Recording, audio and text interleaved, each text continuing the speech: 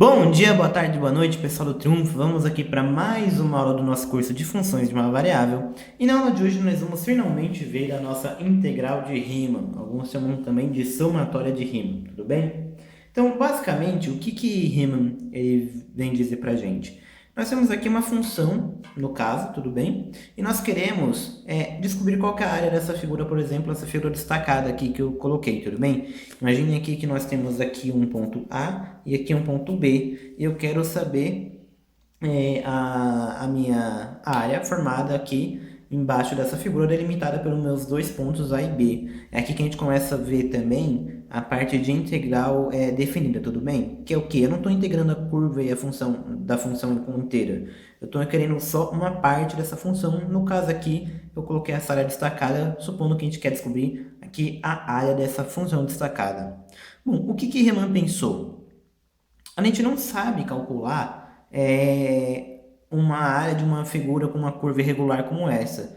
Só que tem uma coisa que a gente sabe calcular, que é o quê? Retângulo. Veja bem, eu posso vir aqui e formar retângulozinhos aqui, entendeu? Eu venho e vou formando retângulozinhos. Eu venho e faço retângulozinhos.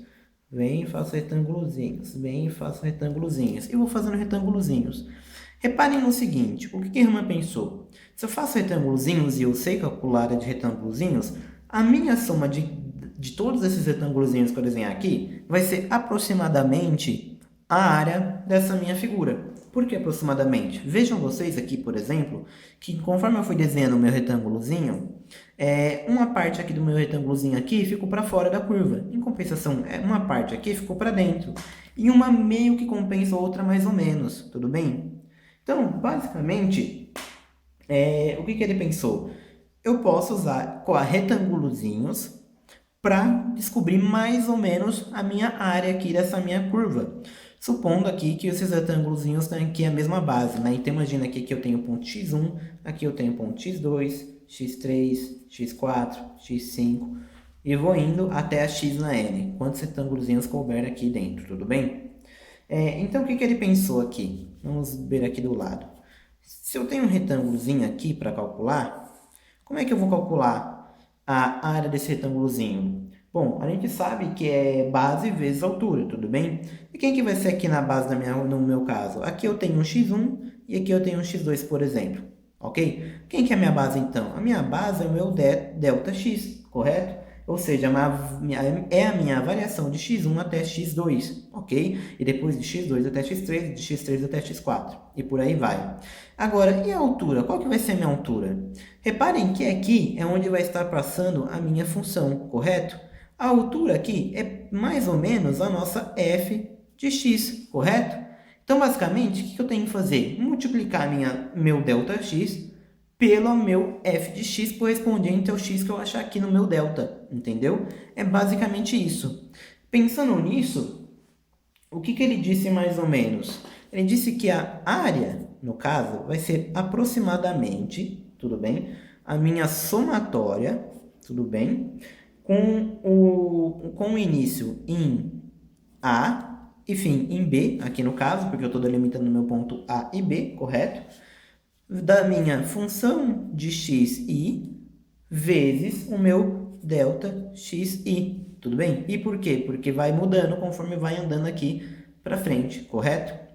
Basicamente, ele disse isso. Só que o que ele percebeu, gente? Ele percebeu o seguinte, eu posso deixar esses retângulos cada vez mais finos. Então, eu vou deixando eles mais finos até que em algum ponto aqui eles são praticamente linhas, uma grudadinha na outra, entendeu? Quando eles forem tão finos, o que eu estou fazendo para deixar eles cada vez mais finos? Eu estou fazendo o meu ΔX tender a zero. Opa, quando a gente começa a falar nesse tipo de jeito, né, tender a zero, o que isso nos remete? Nos remete ao conceito que a gente viu lá em limites, né? Então, o que ele vai dizer? Ele vai dizer o seguinte, a minha área é aproximadamente essa somatória aqui. Como eu posso tirar esse aproximadamente e colocar igual? Fazendo o seguinte, dizendo que a minha área é igual à minha somatória com início em A e fim em B da minha f de xi vezes o meu delta de xi, só que quando o meu limite de delta x tender a zero. Basicamente, o que ele disse foi isso. Isso eu posso escrever da seguinte maneira. Eu posso dizer que a minha área é igual. O que eu vou fazer aqui?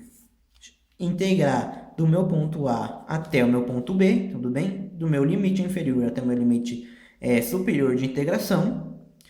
Eu vou integrar de A até B a minha f de x. Mas agora pensa no seguinte, o que é um delta de x quando o meu x tende a zero?